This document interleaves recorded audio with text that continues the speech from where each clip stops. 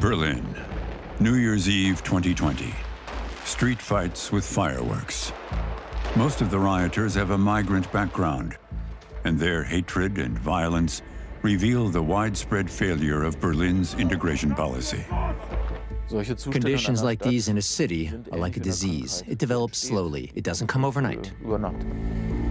Berlin is turning into a capital city of criminal parallel societies that skim from the welfare state and openly challenge the rule of law.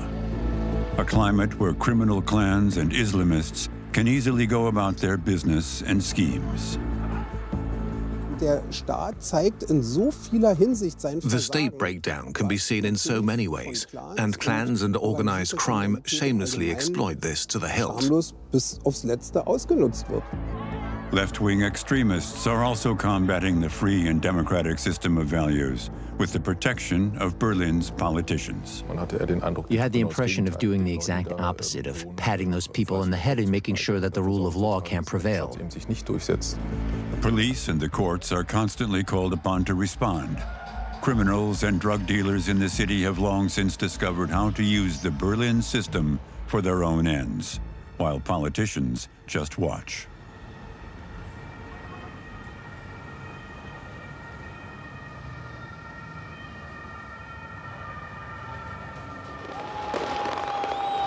The turn of the year 2022 at Berlin's famous landmark Brandenburg Gate, with major festivities returning for the first time since the pandemic. At the same time, the district of Berlin-Neukölln descends into chaos. In the migrant-dominated neighborhoods, people on the streets are calling the shots tonight. Rioters erect barricades. Drivers are threatened with weapons. During the first few hours of the year 2022, Neukölln is a lawless area. Several garbage containers were set on fire in the middle of the street. Some people threw mattresses on top of them. And then it looked like they were playing some kind of war. I suppose they shot illegal fireworks straight at one another, which then exploded. I wanted to call the fire department, but they weren't available. Then I saw them a few hundred meters away. They were already on site. What can you do if you can't pick out individual perpetrators in a crowd like this? That night, the outlaws have the upper hand. The state surrenders.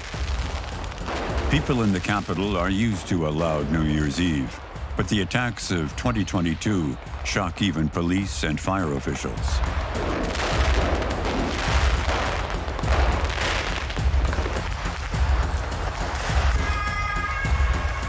The rioters deliberately assault rescue personnel too. Life-threatening attacks against the people who that night had come out to assist.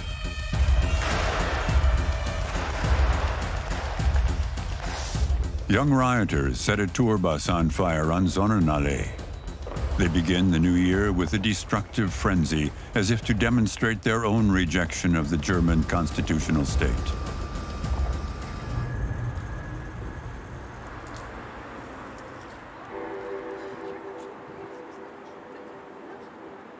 The local government in Berlin sees this as a nationwide problem.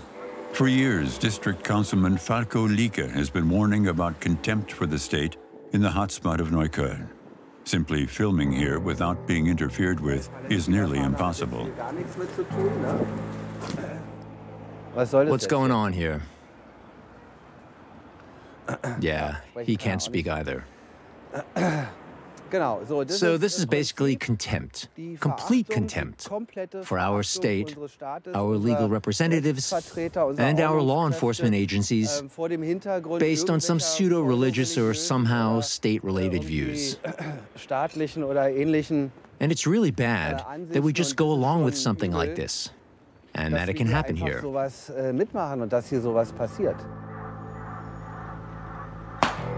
The attacks in the first hours of 2022 come mostly from young people. Ihr seid super, Jungs.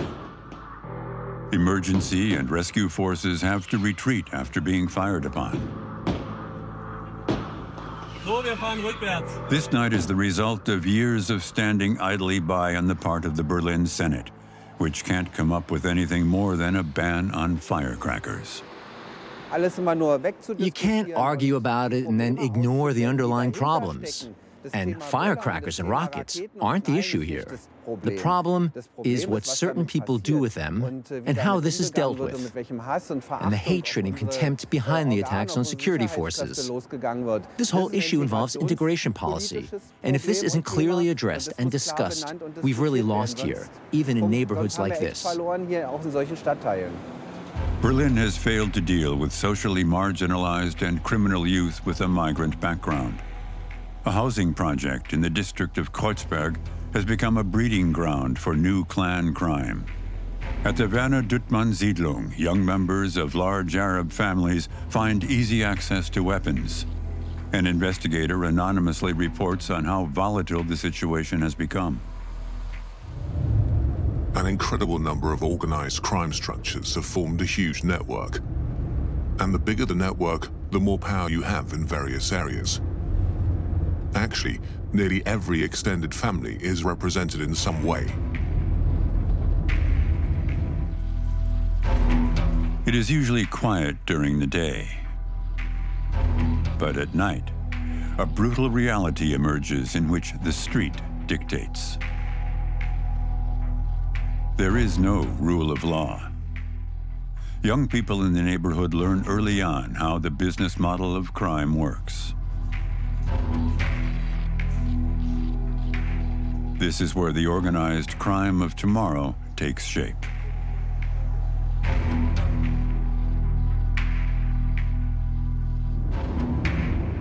People have realized, I'd say, that the justice system, the state itself, is weak. Sentences are very lenient, especially when you're young. So when you're young, you can really get away with a lot, and it takes time before you're convicted. Until there are multiple offenses. And at some point, they say, hey, I can make money here. And at the same time, they steadfastly deny committing these offenses, even in front of their family, because in front of their parents, they're religious Muslims.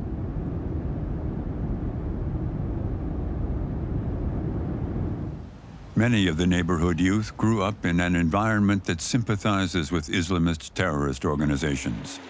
This photo shows a group of young people flashing a hand sign that is also used by Islamists. But here, faith is usually interpreted in ways that suit the young people and their parents.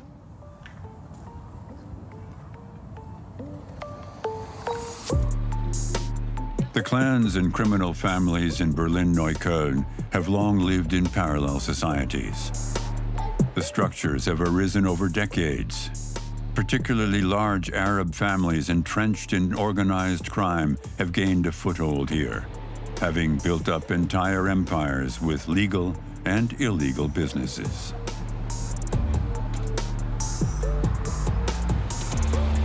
Berlin-based Islam expert Ralf Gadban is convinced that clan criminality is rooted in structures that were already developed in the home countries, and then exported to and expanded in major German cities. This is different from organized crime. Organized crime develops. If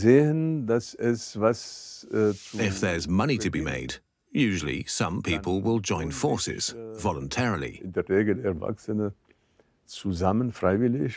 And that's where we come in. We steal this and that, committing crimes. But with clan crime, the clan structures are brought here. They have to do with the cultural background in the home countries. Neukölln has long demonstrated how Germany fails to deal with criminal immigrants. Criminal clans in particular have been woefully underestimated in the German capital.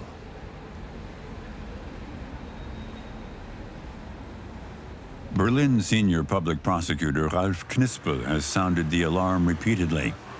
His daily experiences fill an entire book.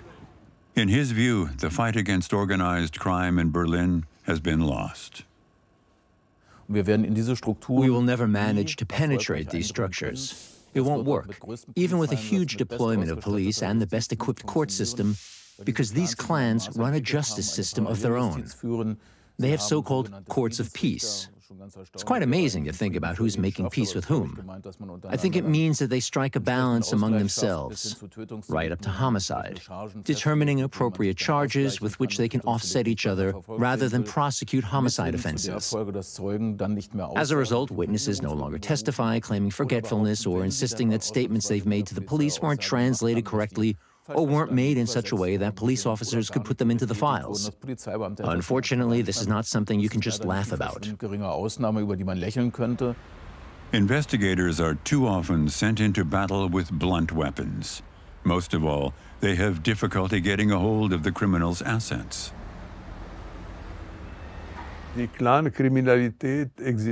Crime exists because there's a motivation for it, namely profit.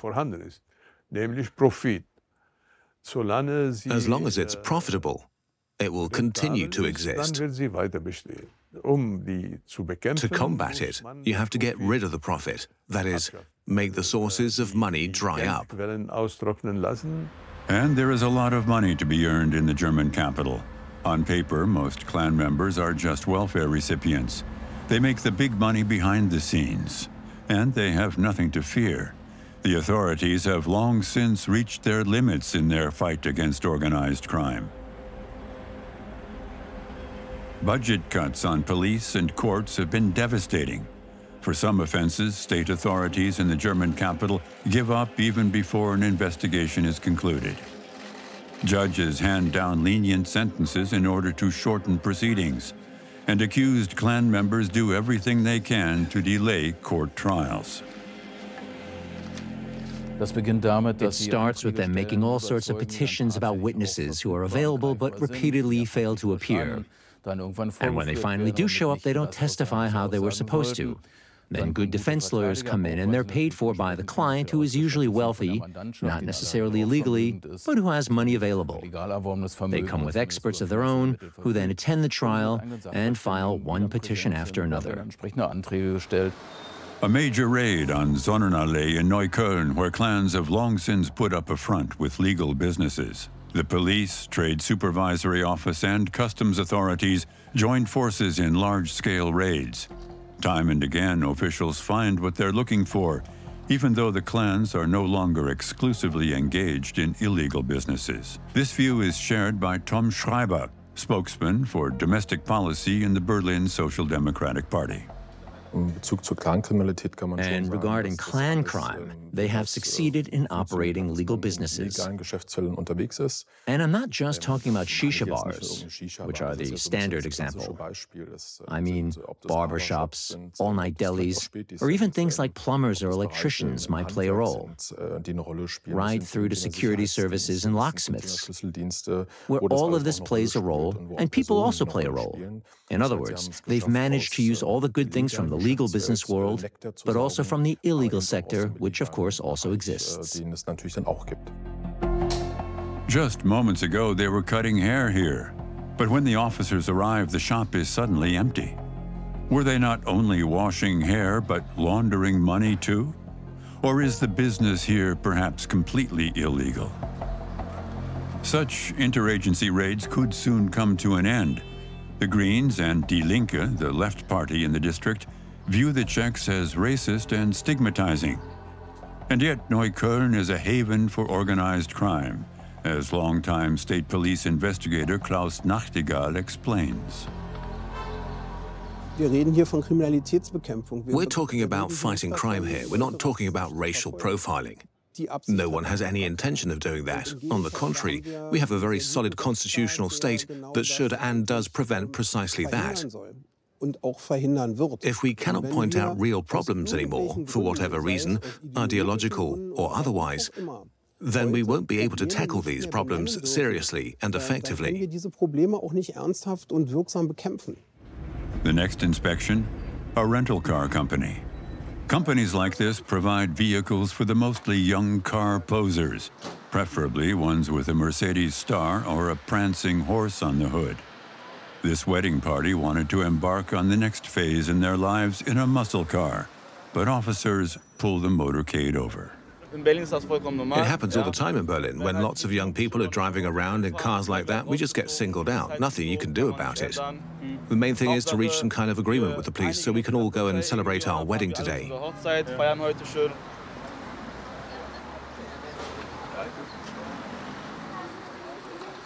The officers often confiscate vehicles. Street racing and car chases are a regular occurrence in Berlin. But the authorities are almost powerless against the dubious rental car companies. We very often have criminal offenses involving robbery, theft of money, vans, ostentatious road behavior, and much more where rental cars, for example, play a major role.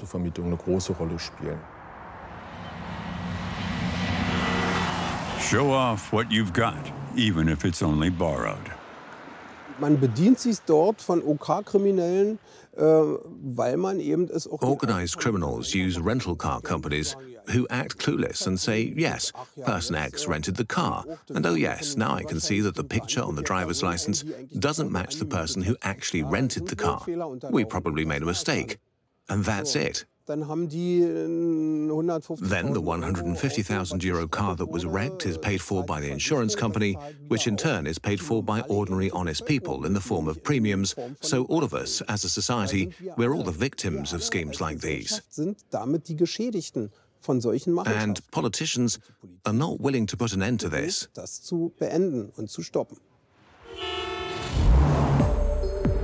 The Berlin State Police estimates that there are around 40 companies whose sole purpose is to supply the criminal underworld with vehicles for showing off, speeding, or as getaway vehicles for criminal undertakings.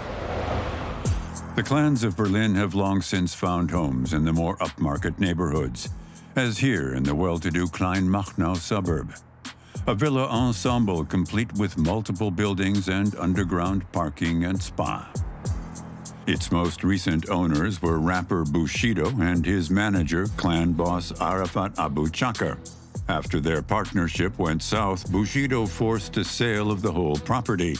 But it turned out that the sole bidder and now proud owner of the ensemble just happens to be Abu Chakr's 21-year-old son, who bought the property for just half of its market value. So despite state enforcement efforts, the villas remain firmly in clan hands. The constitutional state has demoted itself to the role of spectator. The state gives itself away and shows its failings in so many ways, which is shamelessly exploited by clans and organized crime in general, shamelessly exploited to the hilt. Politicians have to give the police and the courts the tools they need, relevant laws, to take action against this kind of crime. But if the politicians say, for example, we don't want that for ideological reasons, then our hands are tied and ultimately society will suffer for it. Several large Arab families attend the funeral procession for a clan brother murdered in 2020. The authorities now count 20 known clans in Berlin. Robbery, fraud, human trafficking, and drug trafficking are the source of these families' wealth. The clans are also active in the weapons trade. Data from the message encryption service EncroChat offer an insight into the business. Criminals were long convinced that they were safe using the modified smartphones, but investigators infiltrated the company's servers and deciphered their message traffic, a treasure trove for the security services. One thing is clear, they feel safe and they give the impression that there's nothing the rule of law can do to stop them. This results in new investigative approaches, new opportunities to look and see who actually still belongs to these structures. You pick at a wound and realize it just goes deeper and deeper. Among other things, the text messages refer to the purchase of a Kalashnikov assault rifle. The Neukölln clan member, Nasser Remo, openly communicates via chat about the arms deal with his accomplice, Tim H. When will the ammo be here? How much is the AK in the picture? 5K together. Bring in the AK today. When are you meeting them? 8 p.m. Does my order come with ammo? Yes. And with extra magazines, the guns? No. Give me a good deal, I'll take both guns and ammo today. Das macht die Clans so gefährlich. Ich weise eigentlich immer wieder gerne darauf hin. This is what makes the clans so dangerous. I always like to point out, lots of people think, what do I have to do with organized crime? What do I have to do with clan crime? Jede Berlinerin und jeder Berliner können, If they're unlucky and happen to be in the wrong place at the wrong time, anyone in Berlin can become a victim of clan crime. If there are arguments, they can suddenly lead to shootings or stabbings. plötzlich zu Schießereien kommen, es kann zu Messerstechereien You're out kommen. with your family and get into a situation that you'd have never expected. And that's what makes clan crime, but also organized crime in general, so dangerous. Aber auch die organisierte Kriminalität im Allgemeinen so gefährlich. Nasser Remo's purchase is uncovered using the EncroChat data, which enabled investigators to track down the arms dealers. The business partners and their accomplices are sentenced to several years in prison.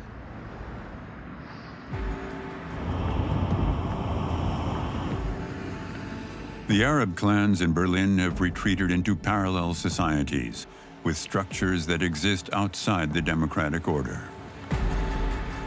Violent, left-wing extremist groups have also managed to thrive without any headwind from the state.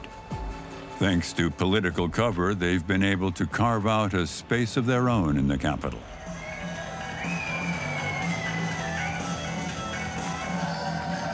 And the Berlin police have also been fighting on this front for decades. In the center of Berlin's trendy Friedrichshain district, the authorities tolerate places where the German rule of law has always been challenged. Most left-wing violent offenders in Germany live in Berlin. The left-wing extremist strongholds on Rigaer Straße have been repeatedly the scene of acts of violence and attacks on police officers. The left-wing extremists also threaten families living here who do not conform to their narrative. Increasingly radicalized groups have not shied from attacking politicians in a demonstration of their understanding of democracy. Tom Schreiber has experienced this too. All you can say is, if you're an upright Democrat, show your face. That applies to all forms of extremism. So I'm clearly polarized. And their attempt is to pin something else on me. That's why I'm relatively relaxed about it. But that's exactly the point. This focusing on people, this issue of hate, that you can hate things in the truest sense of the word. And I'm told, for example, that there are no-go areas for me, where I say, okay, I myself know that it's going to be difficult if I go there. Every year, Berlin's crime statistics record several hundred cases of left-winger attacks on police officers. The entire neighborhood around Rigaer Straße has been terrorized for years. Property damage and arson attacks are recurrent. With their attempts at intimidation, the left-wing extremists want to decide who can safely be out and about and who can live here. The bastion and symbol of the so-called autonomous scene in Berlin is the building at 94 Rigaer Straße, which is one of the city's last squats. Many residents surrounding the property openly reject the German state. The building has become a symbol for the autonomous scene throughout Europe. Time and again, attacks are perpetrated from the building. Left-wing extremists have declared the neighborhood a no-go area for journalists, lawyers, and police officers, and do not shy away from attacks and threats.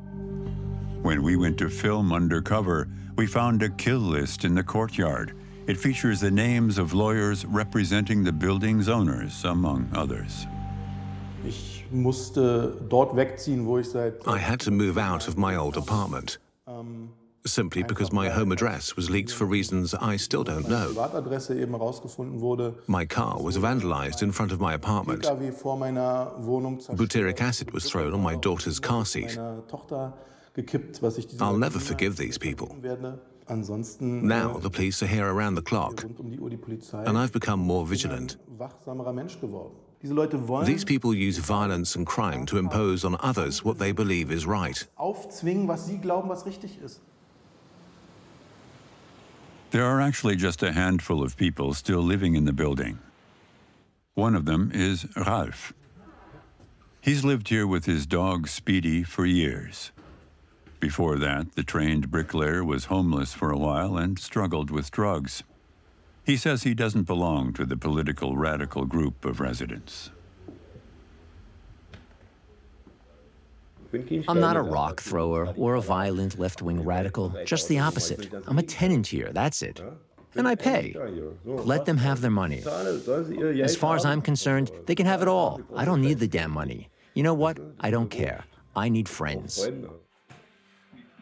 He was able to rent the apartment because his drug dealer knew someone. Having been homeless before, he now feels support and solidarity among the autonomous house community. At the end of the day, it's mainly people who have realized that something is very wrong here and that you can't be part of it. That's it. But of course, they have social ties and occasionally go about their jobs, their studies, whatever. They're really all just normal people, like you and me. Ralf is one of few with a valid lease. Others in the building have declared the living space to be occupied. According to the German Office for the Protection of the Constitution, the militant left-wing scene comes and goes here, tolerated by the administrative authorities in the district. For years, the responsible district office has repeatedly kept authorities from intervening on Rigaer Straße, despite the resistance of the police, the fire department, and even Berlin's own building inspectorate. Experts have long been aware of dangerous fire conditions in the building.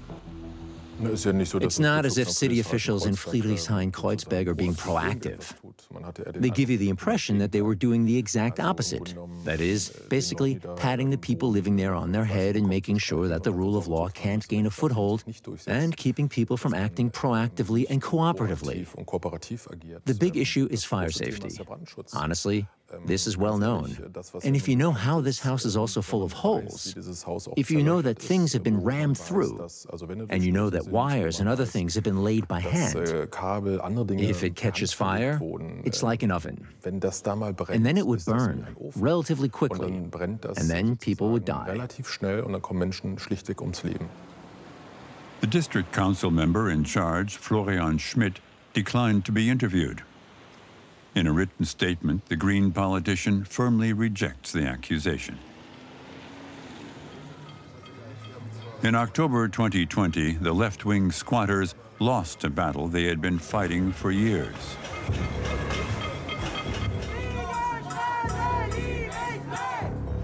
Liebig 34, another symbol of the squatting movement, is cleared.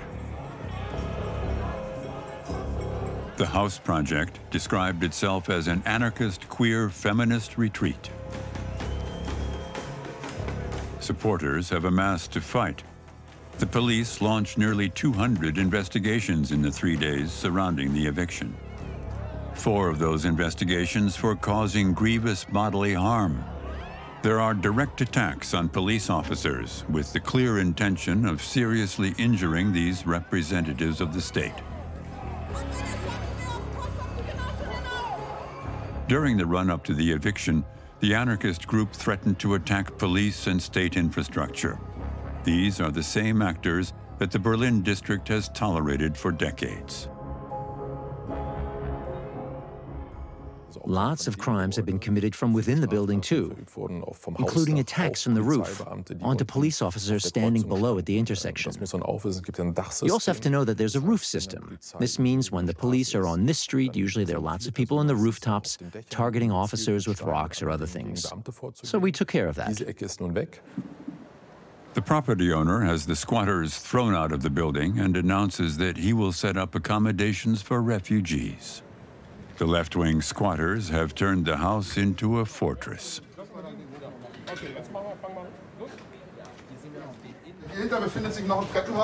Behind this is the stairwell which leads upwards. This is where our colleagues tried to break in. There was a metal plate, lots of other things inside, including concrete, insulation, and then another metal plate. And after removing the metal plate, you could see that there was solid concrete behind it. So the idea of a forced entry here was rejected. it had become impossible. The colleagues said that the effort required to get through was too great, so they looked for another access to the stairwell.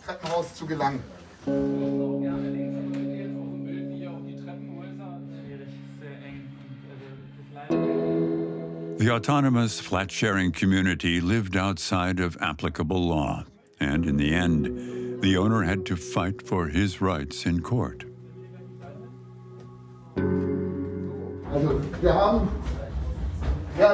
We removed more than 50 people from the building. I can't tell whether there were any more people living here, but today more than 50, around 60 were taken out.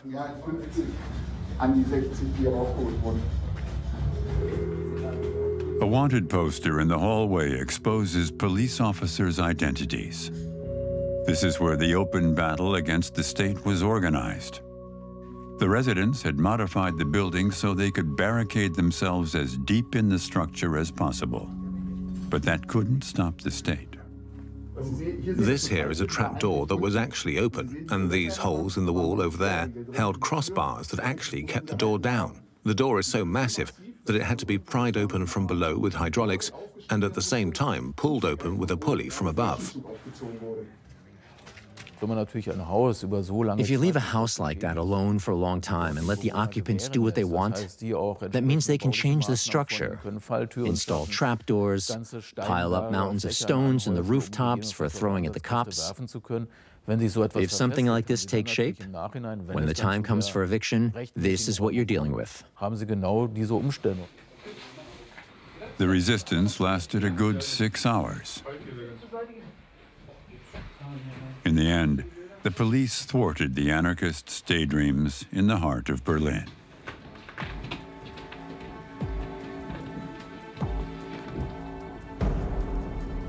Utterly understaffed, the authorities in Berlin have been calling for help for years. A personnel shortage that has long since evolved into a safety risk with fatal consequences.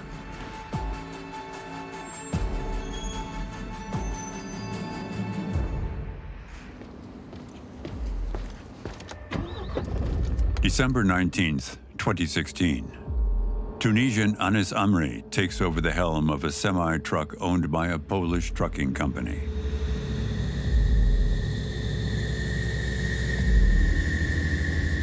The truck driver, Lukasz Orban, is lying dead in the cab, shot by the assassin Amri.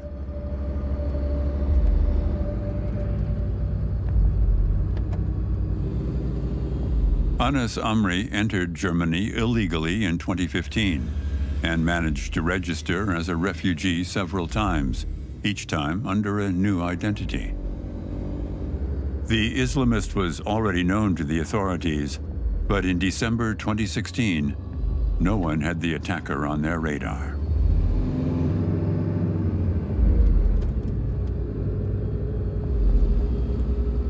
Driving through Berlin with his murder weapon, Amri chats with a fellow believer. All is good, my brother, if God wills. I'm in the car now. Pray for me, brother. Pray for me.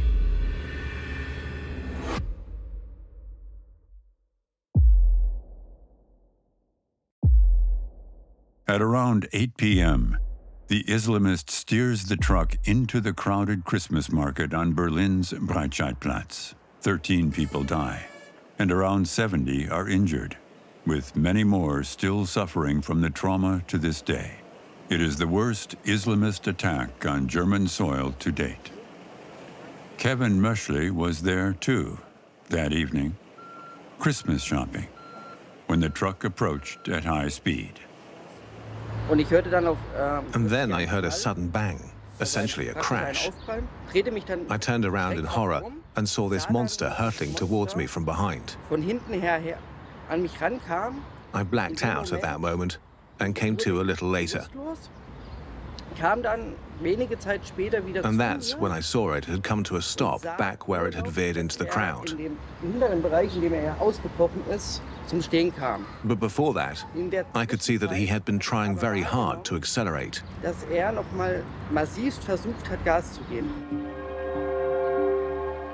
After the attack, the authorities found a wallet with Amri's ID in the driver's cab. The Islamist fled through a subway station and gave the Islamic State salute to a surveillance camera. The terrorist organization had radicalized Amri into an assassin. Anis Amri was not a lone wolf. Yes, he drove the truck, but he had an extensive network.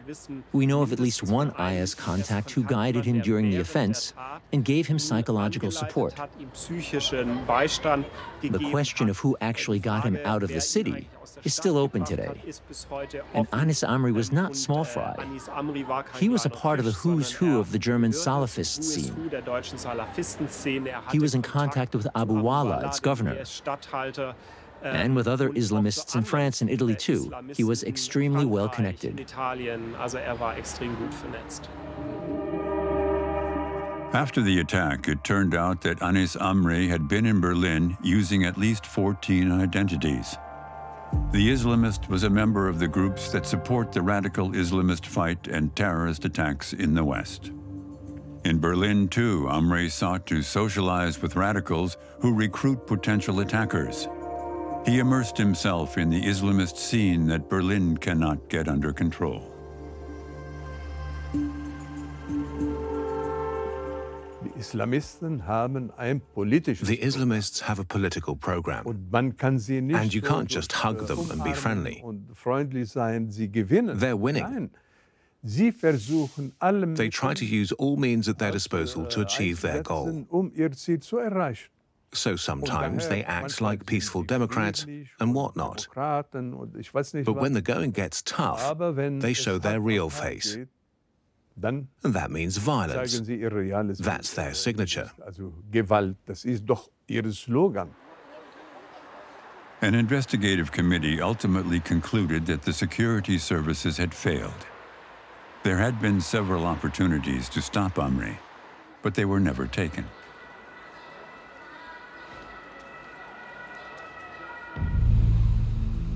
Days before his crime, Anis Amri was on the Kiel Bridge in Berlin. He was already under observation, but managed to record this video without being noticed.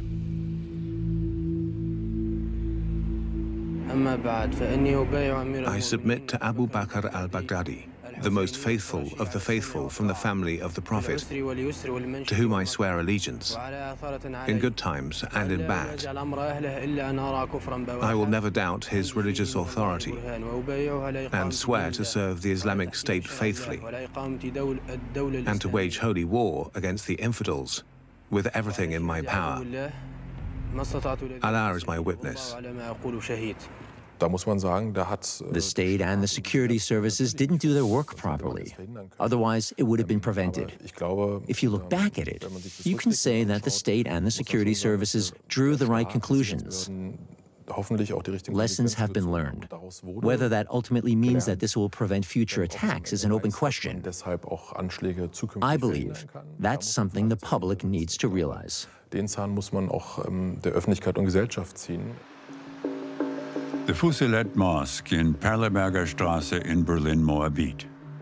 The Mosque Association, Fusilet 33, founded there in 2010, was frequented by fellow recruiters, Salafists, sympathizers of the terrorist militia Islamic State, and Anis Amri. The mosque was long considered one of the hotbeds of Islamist terrorism. Centers like this are spreading and teaching Islamist culture.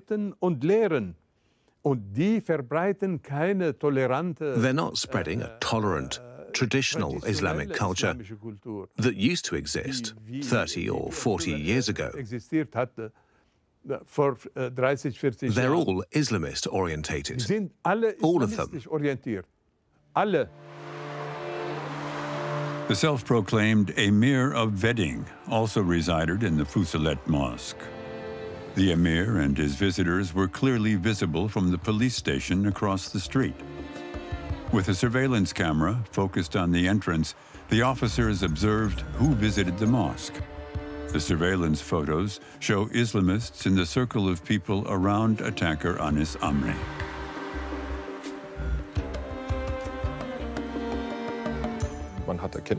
You've compiled findings, but then you analyze them too late, or you don't have the big picture, or decisions were made too quickly. And that's why it's important not just to collect facts and figures, but evaluate them promptly. The scene is growing, and I also know that it is in the focus of the security services. Imagine it's like a chameleon that adapts to the situation. The association behind the Fusilet Mosque was not banned until 2017.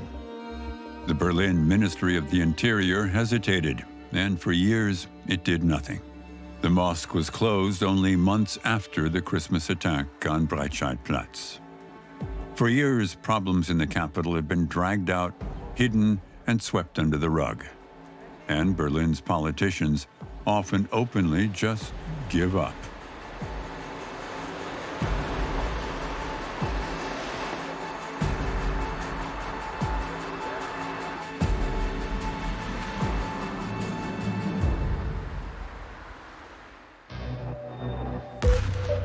Görlitzer Park in Berlin-Kreuzberg is the capital's hub for petty drug dealers.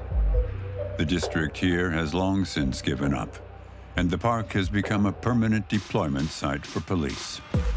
Several thousand criminal charges are filed here every year. The dealers offer everything a consumer's heart desires. On any given day, the police count around 200 drug dealers in the area, in and around the park. Berlin's top drug squad officer Olaf Schrem knows the Görlitzer Park problem inside out.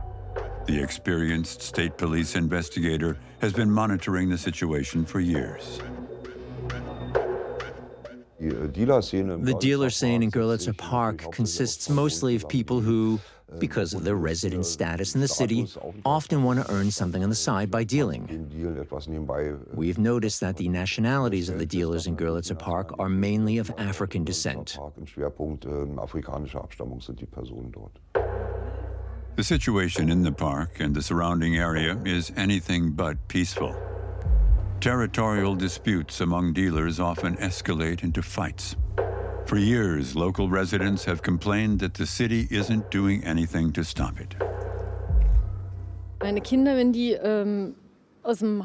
When my children go out of the hallway or out the front door, they might come straight back inside because there's a drug addict in the hallway downstairs waving wildly, and the crowds of people frighten them and they can't get out of the building. Or maybe they can't get in because there's someone sitting in the hallway shooting up. It restricts your mobility, and you're vigilant on the street when you go shopping. What are these people like? Have they just taken such hard drugs that they're lashing out like crazy?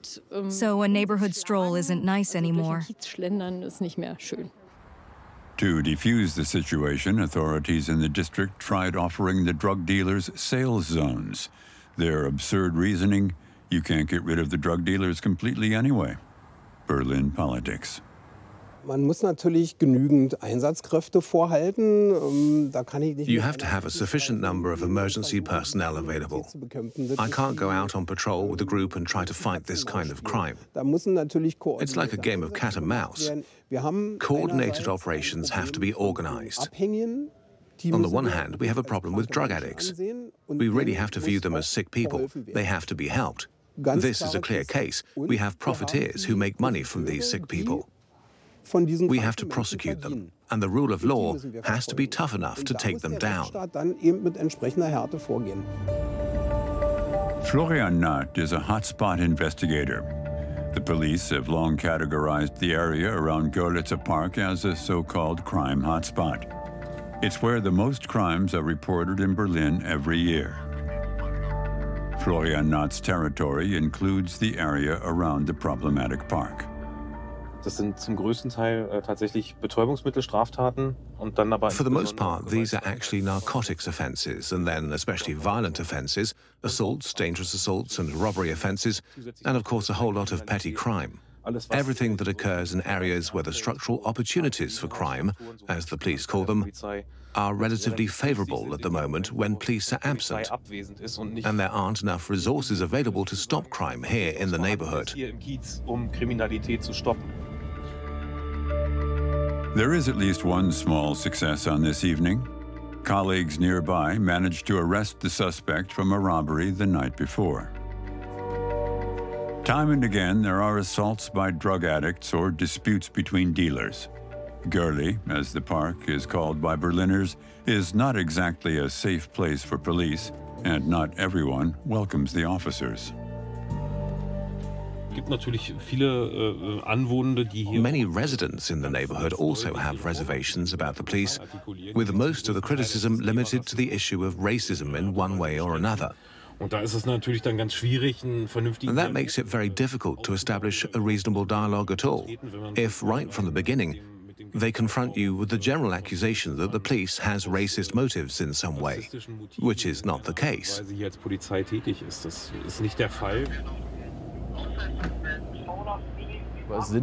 Ultimately, these are the consequences of years and years of political failure, compounded by an occasionally willful ignorance of reality. We've allowed criminal branches to grow here, which have then naturally become more and more entrenched. And reversing that is like running a marathon.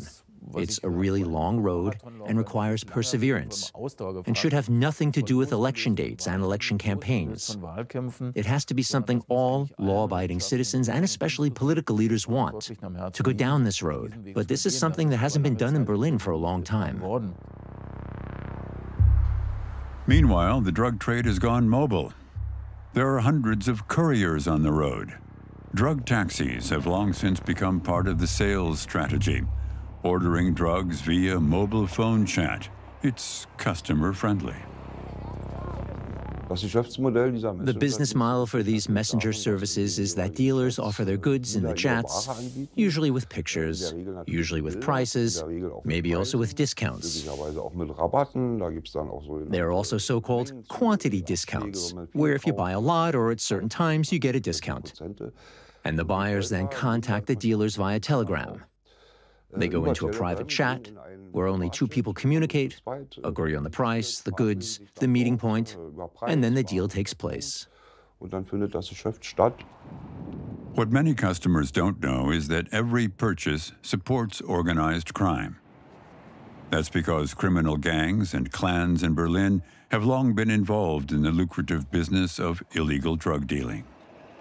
Data obtained from the encrypted message provider EncroChat contains conversations between Nasser Remo and his accomplice Tim H., after the two criminal business partners were tricked by a drug dealer.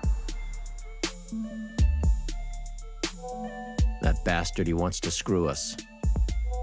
Beat up Darknet guy yesterday. Took his stuff. Let him pay. We made almost no profit. No way. And then he said we didn't send any, even though we sent everything. Have him pay 10,000 or we'll fuck up his life. To